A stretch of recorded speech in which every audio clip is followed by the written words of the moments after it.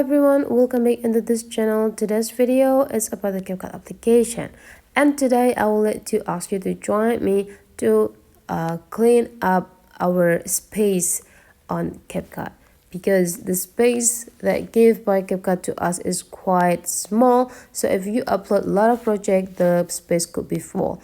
And let's just delete several project on the space that we are not use anymore.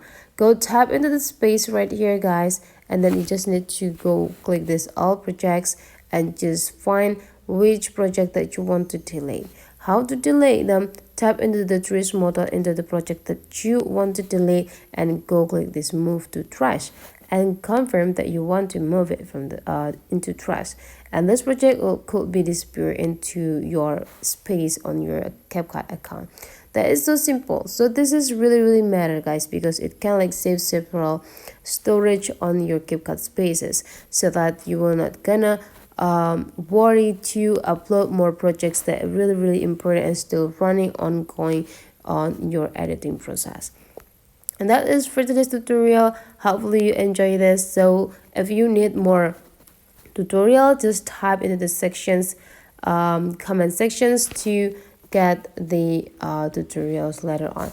So let's meet again into other tutorial.